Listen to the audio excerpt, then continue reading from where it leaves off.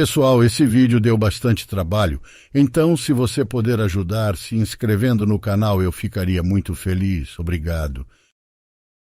Então, escute isso que vou te contar. Nos anos 90, houve um comercial da Nike que dizia mais ou menos o seguinte: e se você pedisse a Deus para se tornar o melhor jogador de futebol do mundo, e se ele realmente estivesse ouvindo? Então, enquanto as palavras desapareciam, eles simplesmente mostravam um clipe de Ronaldo o Fenômeno marcando um gol contra o Compostela sem nenhum contexto, porque apenas olhando você sabia exatamente o que eles queriam dizer. Na realidade, todos sempre souberam. Nunca houve um exemplo de um prodígio que estava tão obviamente destinado a se tornar um dos maiores de todos os tempos como Ronaldo. É muito comum focar nas lesões e nos "e se" da carreira do Ronaldo, sabe? O lado negativo.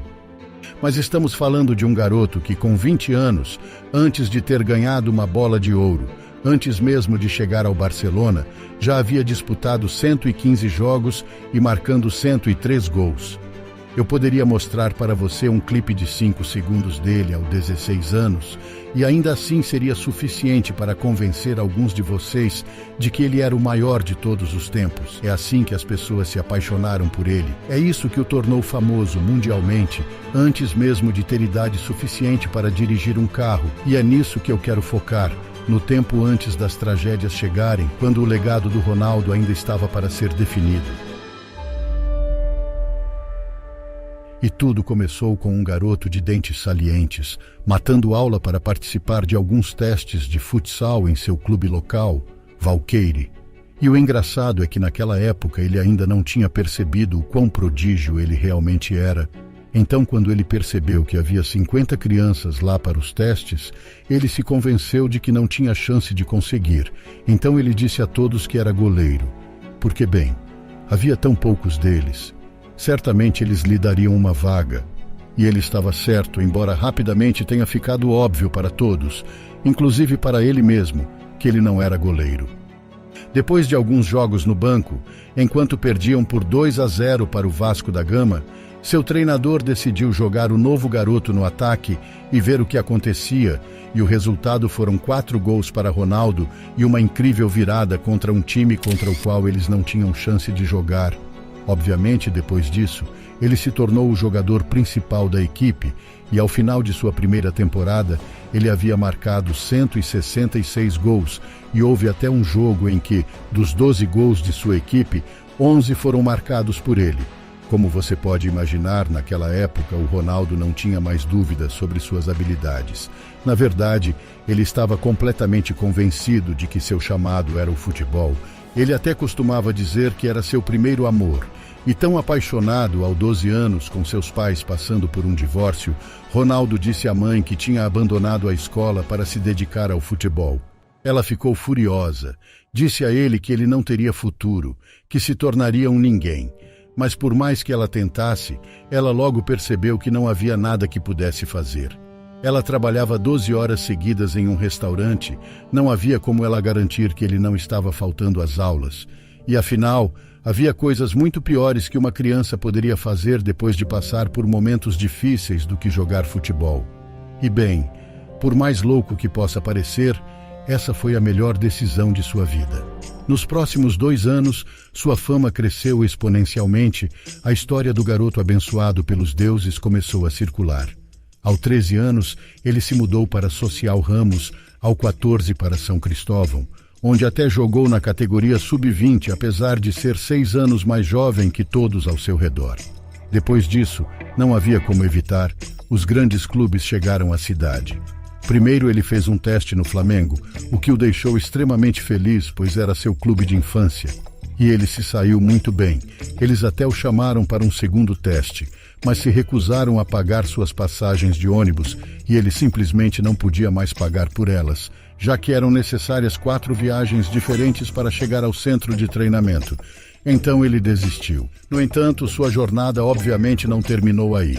Pouco depois, 2 agentes entraram em cena e compraram os direitos do jogador por meros $7.000 e começaram a procurar um clube para contratá-lo.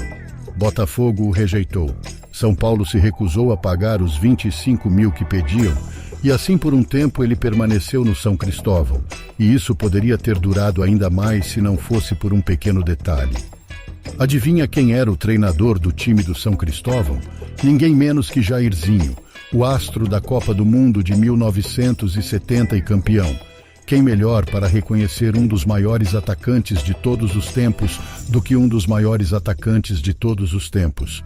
Então sim, Jairzinho se certificou de recomendar pessoalmente Ronaldo ao seu antigo clube, o Cruzeiro, e depois de assistir o garoto de 15 anos se juntar à seleção brasileira sub-17 e ainda marcar 8 gols, tornando-se o artilheiro do campeonato sul-americano. Bem, eles simplesmente tiveram que contratá-lo, e a partir daí, as coisas ficaram realmente loucas muito rapidamente. No mês seguinte, ele estreou na equipe sub-20 do Cruzeiro e abriu sua conta com 4 gols em sua primeira partida. Então, antes mesmo de se adaptar à sua nova academia, ele se tornou o primeiro jogador amador na história do clube a se juntar à equipe principal em sua turnê de pré-temporada. Fato divertido, esse torneio aconteceu aqui em Portugal. O primeiro time que ele enfrentou foi o Belenenses, e os fãs literalmente o aplaudiram de pé ao final do jogo. Eventualmente ele até enfrentou o Porto, e eles literalmente tentaram contratá-lo, mas o Cruzeiro, poucos meses depois de comprá-lo pelo preço de um Toyota Camry, supostamente pediu ao Porto 1,7 milhão de euros. Aquela teria sido uma transferência recorde para eles na época, então mesmo que clubes como o Inter já estivessem interessados, eles desistiram. Quero dizer, o garoto tinha acabado de completar 16 anos. Aquilo teria sido uma aposta para a vida toda. Quando outubro chegou, ele já havia se tornado um titular regular e começou imediatamente a marcar gols em sequência. Marcou 17 gols em 10 partidas. Por onde devo começar? Isso incluiu 4 partidas na Supercopa Libertadores. Em sua estreia, marcou um hat-trick. No segundo jogo dessa partida, marcou mais 2 gols. Então enfrentaram o Nacional do Uruguai, marcou o único gol da primeira partida e depois fez mais 2 no segundo jogo, mas de alguma forma foram eliminados. Enquanto tudo isso estava acontecendo, ele também marcou contra todos os times que enfrentou na Liga, exceto o Flamengo, e no final dessa sequência incrível, ele teve uma atuação magistral em uma vitória por 6-0 sobre o Bahia. Tornou-se o primeiro jogador na história do clube a marcar 5 gols em uma única partida da Liga. Foi um momento definidor de carreira. Para o primeiro gol, ele converteu um pênalti. Para o segundo, fez um passe perfeitamente ponderado para ajudar seu companheiro de equipe. Para o terceiro, driblou o goleiro. Para o quarto, marcou de cabeça e para o quinto converteu mais um pênalti. E para o sexto, pegou o goleiro desprevenido, pegou a bola e marcou em um gol aberto. Isso lhe renderia algum prêmio de fair play? Definitivamente não, mas ninguém se importava, ele era um gênio. Ele estava no pódio dos artilheiros da Liga aos 16 anos e, como disse Cafu, foi a primeira vez que ele mostrou ao mundo que não era apenas um grande jogador, era um fenômeno. E ele não era o único impressionado com o jovem rapaz. No mesmo ano, o olheiro do PSV, Ernie Brandt, estava no Brasil em busca de um substituto para Romário após sua saída para o Barcelona. Se ele encontrasse alguém com metade do talento do Romário, já seria considerado um grande feito. Estamos falando de um cara que marcou 128 gols em 145 partidas pelo PSV. Mas bem, você sabe onde isso está indo. Depois de ver Ronaldo, ele disse: "Eu não podia acreditar. Eu não acreditei quando me disseram sua idade. Deveria ser impossível um garoto de 16 anos ser tão bom assim. Encontrá-lo deu sentido à minha vida. Tornei-me um olheiro com o sonho de um dia encontrar alguém como ele." Ainda assim, não seria nesse ano que Ronaldo finalmente iria para a Europa. Antes disso, ele se juntaria ao Cruzeiro para uma segunda temporada, dominando completamente o Campeonato Mineiro com 22 gols em 19 partidas, obviamente conquistando o prêmio de artilheiro e o título, acumulando momentos icônicos, incluindo um hat-trick contra o rival Atlético Mineiro e um dos gols mais memoráveis da Copa Libertadores contra o Boca Juniors, o que foi o suficiente para deixar todo o país em completa euforia, praticamente pressionando o técnico da seleção nacional a convocá-lo para a Copa do Mundo com apenas 17 anos. Se ele tivesse jogado sequer 1 minuto, teria se tornado o terceiro mais jovem a jogar uma Copa do Mundo, atrás apenas de Pelé e Norman Whiteside. No entanto, mesmo com o título conquistado pelo Brasil, a única vez que ele entrou em campo foi para comemorar com seus companheiros de equipe, e embora possa ser considerado um pouco decepcionante, bem, apenas o fato de o nome de um garoto de 17 anos estar na lista da equipe da seleção nacional mais famosa do mundo foi o suficiente para despertar o interesse de todos, desde o AC Milan, Juve e Ajax em sua contratação. O que significava que o PSV estava praticamente fora da disputa, se não fosse por um pequeno fator. Durante o torneio, Ronaldo havia desenvolvido um grande carinho por Romário, a quem agora via como seu mentor. E como você pode imaginar, quando ele perguntou a Romário o que deveria fazer, é claro que ele o aconselhou a se juntar ao seu ex-clube, argumentando que eles eram o trampolim perfeito para a Europa. Embora, olhando para trás, é difícil não argumentar que se juntar ao Ajax teria sido uma opção ainda melhor. Você sabe, considerando que naquele ano eles literalmente ganharam a Liga dos Campeões. Sabe o único troféu que Ronaldo nunca conseguiu vencer? Sim, independentemente de se ele deveria ter se juntado ao Ajax, pelo menos dessa forma tivemos a oportunidade de ver Van Gaal surtar, dizendo que não precisava do Ronaldo porque ele tinha o Kluivert. Bem, Kluivert marcou 22 gols naquela temporada. Quando Ronaldo chegou, perguntaram a ele quantos gols ele marcaria. Ele disse 30. E bem, se isso parece irrealista para a primeira temporada de um jovem de 18 anos na Europa, deixe-me dizer que ele realmente não cumpriu sua palavra. Em vez disso, marcou 35.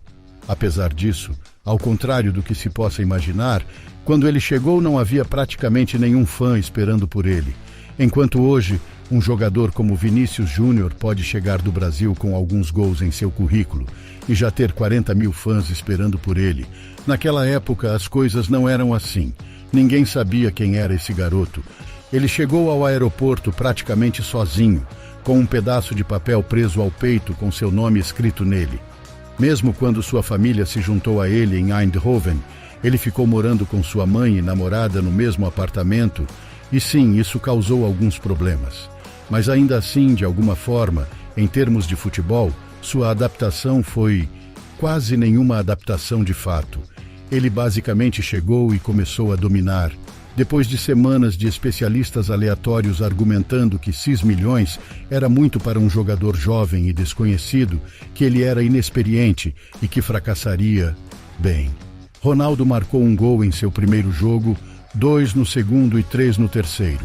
De alguma forma ele ainda saiu derrotado para o Leverkusen naquele terceiro jogo, mas sua atuação causou um grande impacto na Europa.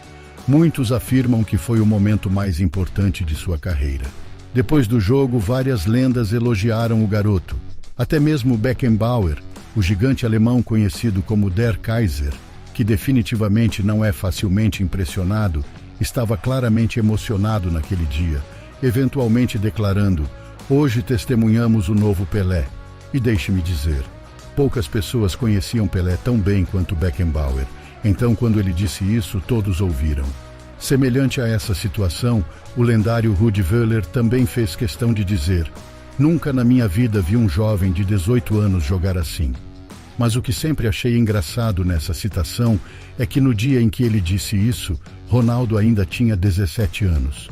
Conforme os meses passavam, Ronaldo simplesmente não parava de marcar gols, e no final da temporada, mesmo que o PSV não tivesse conquistado nenhum título e tivesse terminado apenas em terceiro lugar, Ronaldo havia conseguido cumprir a única promessa que havia feito a Romário. Ele havia quebrado o recorde dele. Apesar do fato de Romário ser facilmente um dos maiores de todos os tempos e estar quase 6 anos mais velho que Ronaldo quando chegou ao PSV, com 30 gols na Liga, Ronaldo superou a melhor marca de Romário durante seus 5 anos no clube. E, na verdade, apenas um jogador do PSV havia conseguido alcançar a marca de 30 gols, e a última vez que algum jogador havia alcançado esses números na Eredivisie foi uma década antes. Seu nome era Marco van Basten. Após uma temporada como essa, os grandes clubes se tornaram mais implacáveis do que nunca. Especialmente a Inter fez uma oferta atrás da outra, tentando compensar o fato de não ter conseguido contratá-lo 3 anos antes. Mas o PSV nunca cedeu. E, eventualmente, tentando provar que não precisavam do Ronaldo, eles foram e contrataram alguém que acreditavam ser tão bom quanto o vencedor da Bola de Ouro do Mundial Sub-20 daquele ano, Caio Ribeiro. Se você não se lembra dele, bem, provavelmente é porque, quando ele deixou a Itália 2 anos depois, tudo o que ele conseguiu fazer foi marcar um único gol, meio constrangedor, né? E assim, após um verão em que até mesmo Pelé o aplaudiu de pé em uma partida contra a Inglaterra, Ronaldo entrou em sua segunda temporada mais explosivo do que nunca, marcando até mesmo 4 gols em uma única partida da Copa da UEFA, e no início de outubro ele já tinha 11 gols em 8 partidas. No entanto, foi então que os primeiros sinais de alerta surgiram. Após passar por um surto de crescimento que o fez crescer 4 centímetros e ganhar 6 quilos, Ronaldo vinha reclamando desde o início da temporada que se sentia mal. E naquele mês, a dor em seus joelhos finalmente se tornou insuportável, ficando fora de combate por 24 dias. Como eu ouvi alguém dizer uma vez, um carro de Fórmula 1 quebra mais vezes do que um Corolla. E ao observar a forma como ele jogava, a força que ele exercia sobre os joelhos a cada movimento, é inacreditável que suas rótulas não tenham se desintegrado. Vê-lo em reabilitação era ao mesmo tempo desolador e impressionante. Sua determinação era fora do comum. Em um dos vídeos você pode ouvi-lo falar e... Sabe o que ele disse? Ele disse: "Eu preciso do futebol, eu preciso marcar gols. Isso é toda a minha vida. Se eu não puder fazer isso, Bem, ele nunca terminou essa frase, mas acho que todos podemos imaginar o que ele estava prestes a dizer. Ainda assim que todos começaram a temer o pior, ele simplesmente voltou e rapidamente entrou em uma sequência em que marcou 8 gols em 5 partidas, incluindo um hat-trick em apenas sua segunda partida desde a lesão. Mas infelizmente a montanha-russa não terminaria aí. Quando dezembro começou, Ronaldo caiu novamente. Após uma ressonância magnética, o pior foi confirmado, além da inflamação óbvia no joelho. Também havia calcificação e seria necessária uma cirurgia. Em fevereiro, finalmente foi realizado o procedimento. Ele foi avisado para ter cuidado e dar tempo à reabilitação, mas em vez disso, ele continuou tentando forçar a equipe a deixá-lo treinar com o time e cerca de 5 semanas depois, logo após o PSV finalmente perder e cair para o segundo lugar na tabela, ele conseguiu voltar à lista de jogadores, como ele diria anos depois. Um fenômeno não pode falhar, ele não pode sentir dor e nunca pode parar de marcar gols. Ao ouvir isso, você pode supor que foi o técnico que tentou colocá-lo de volta o mais rápido possível, desesperado para manter sua posição no topo da liga. Mas na realidade era exatamente o contrário. Ronaldo era quem se colocava nessa posição. Ele literalmente entrou em confronto com o técnico, irritado por ele se recusar a escalá-lo, e com o PSV logo perdendo a liga para o Ajax, quando Ronaldo recebeu apenas 15 minutos de tempo de jogo na final da Copa. Ele ficou completamente irritado e começou a procurar uma maneira de sair do clube. E com suas atuações nos Jogos Olímpicos do mês seguinte, dominando as capas de todos os jornais esportivos do mundo, não importava o quão assustadoras suas questões físicas pudessem parecer, dada a sua grandeza. Aparentemente todos os clubes do mundo estavam dispostos a arriscar tudo por ele. E logo uma guerra de lances entre Inter e Barcelona começou.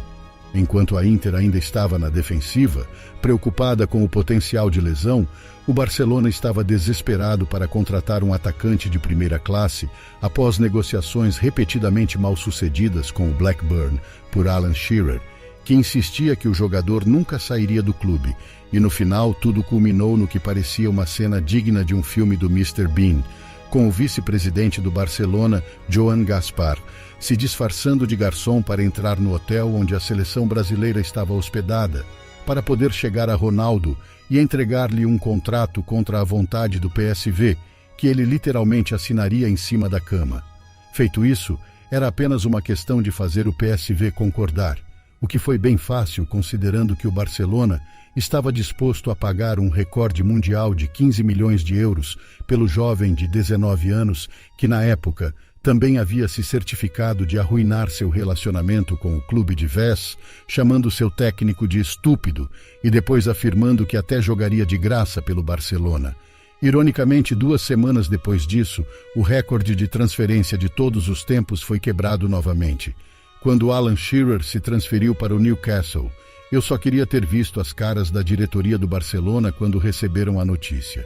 Ainda assim, tenho certeza de que eles acabaram não se importando muito, pois até o final do ano Ronaldo havia sido eleito jogador mundial da FIFA do ano e havia perdido o prêmio Ballon d'Or por um único voto, como sua própria mãe diria. Naquela época, Ronaldo não me pertencia mais, ele pertencia ao mundo. Era assim que famoso ele era. No caso da Inter, bem, 1 ano depois, após alguns problemas nas negociações contratuais no Barcelona, eles finalmente conseguiram o seu homem, quebrando o recorde de transferência de todos os tempos mais uma vez.